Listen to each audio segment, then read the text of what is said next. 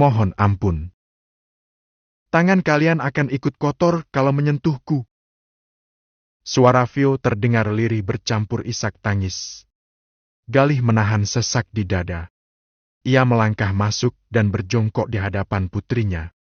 Meskipun Vio terus menepis dan menolak disentuh, namun Galih tetap mendekapnya sehingga tubuhnya ikut basah. Ayo, nak. Kamu bisa sakit kalau begini.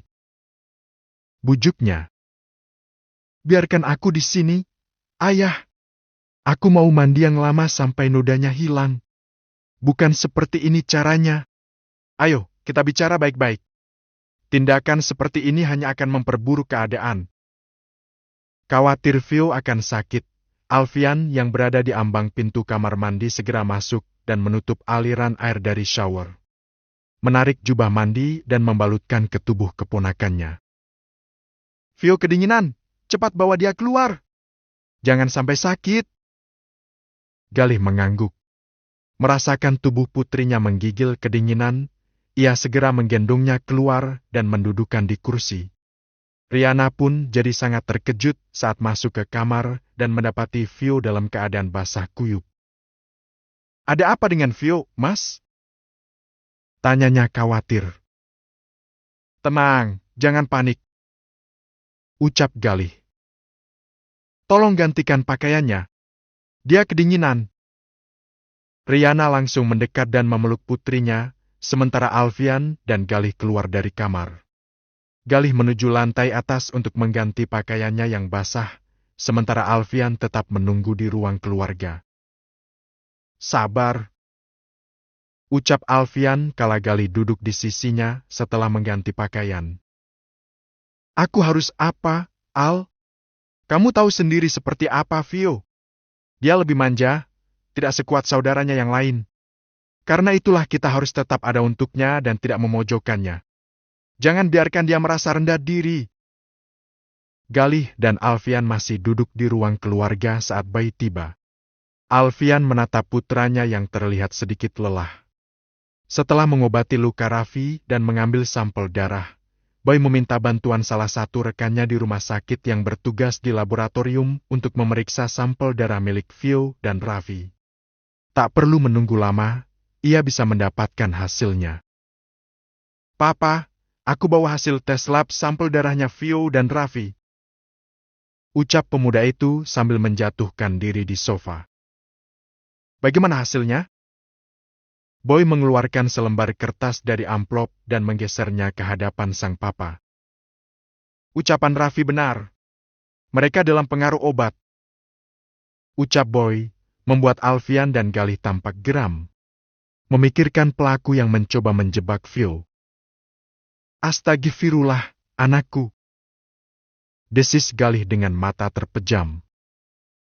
Di dalam darah Vio dan Raffi ada kandungan obat dalam dosis yang sangat tinggi. Jauh melebihi dosis yang seharusnya. Ini cukup berbahaya kalau digunakan tidak sesuai petunjuk, karena bisa mengakibatkan pecah pembuluh darah, serangan jantung mendadak. Galih kehilangan kata, antara sedih dan marah. Siapa yang tega melakukan ini semua? Apa tujuannya? Kita akan segera tahu. Orang-orang kita sedang menyelidikinya. Ucap Alfian. Masalahnya? Ucapan Boy terpotong begitu saja. Sedikit ragu. Kenapa? Tanya Alfian. Mereka menemukan obat perangsang di dalam tas Raffi. Kalau melihat dari kejadiannya, sepertinya pelaku mau cuci tangan dan melemparkan kesalahannya kepada Raffi. Obat itu ditemukan di dalam tas Raffi. Siapapun akan menuduh Raffi sebagai pelakunya. Ada kemungkinan pelakunya adalah salah satu di antara rombongan mereka. Ujar Alfian. Benar, Pak, orang-orang kita akan menyelidiki sidik jari di botol itu. Kalau tidak ada sidik jari Raffi, berarti memang bukan dia pelakunya. Aku tidak yakin kalau Raffi bisa melakukan semua itu. Ucap Alfian menatap Galih. Kalau dia mau, tidak perlu menunggu sekarang, bukan?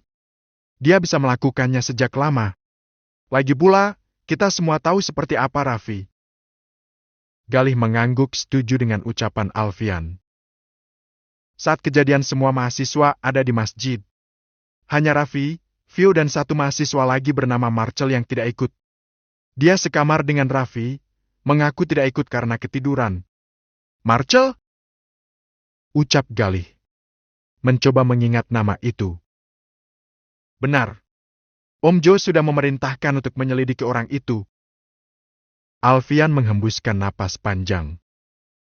Kalau begitu kita tinggal menunggu. Nak, kamu yakin tidak ada yang tahu apa yang terjadi antara Vio dan Raffi di villa kan? Takutnya kejadian ini tersebar dan Vio akan semakin tertekan. Insya Allah, aman, Pa. Syukurlah. Setidaknya kita harus tetap menjaga mental Vio. Galih melirik jam yang sudah menunjuk ke pukul 2 pagi. Pembicaraan mereka terhenti oleh dua orang art yang akan ke dapur untuk mempersiapkan sahur. Alfian, Boy dan Aileen memutuskan untuk pulang. Sementara Galih memasuki kamar putrinya. Di sana Vio sedang duduk di atas sajadah dengan tubuh terbalut mukena. Ia terisak-isak. Galih mendekat dan duduk di sisi putrinya. Tangannya terulur hendak mengusap puncak kepala, namun Vio menolak disentuh siapapun. Jangan sentuh aku, ayah. Aku masih kotor. Aku sedang meminta ampun kepada Allah. Namun, Galih tetap mengusap ubun-ubun putrinya. Anakku, ayah percaya padamu. Kamu tidak akan melakukannya dalam keadaan sadar. Tapi aku tetap sudah ternoda, ayah. Aku bahkan merasa tidak layak bersujud. Apakah aku akan mendapatkan pengampunan? Dosa zina dapat dihapus dengan bertaubat untuk tidak mengulanginya lagi. Kamu dan Raffi terjebak, kalian tidak sengaja. Yang bisa kita lakukan hanya memperbaiki semuanya. Dalam hitungan detik Vio luruh. Galih segera memenamkan putrinya ke pelukan. Mengecup ubun-ubunnya penuh kasih. Aku takut, ayah. Aku takut. Aku takut ini akan menjadi dosa besar untukku. Ayah, ibuku, adik laki-lakiku akan berimbas dosa yang kulakukan. Ayahku akan merasa gagal menjagaku. Tidak, nak. Jangan berpikir begitu.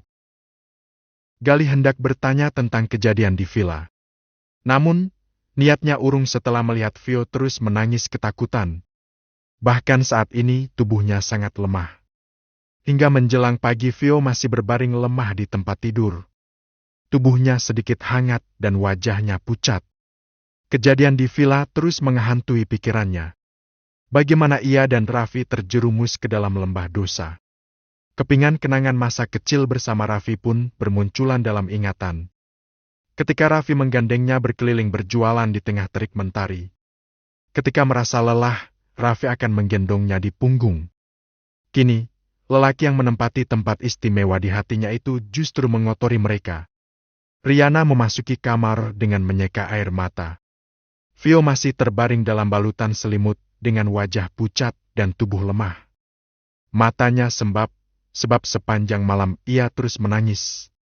Bahkan Vio melewatkan waktu sahur dan hanya minum segelas air putih. Badannya sakit, Bunda.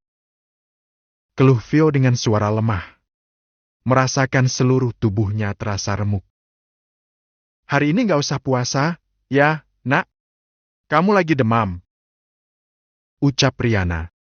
Namun, Vio hanya menggeleng. Bu, ada Den Raffi di depan dengan orang tuanya. Ucap salah satu art yang masuk ke kamar. Vio menutup kepala dengan bantal. Suruh mereka pergi saja, Bunda. Aku nggak mau mereka ke rumah kita. Jerit Vio. Tapi, nak, aku nggak mau. Suruh mereka pergi.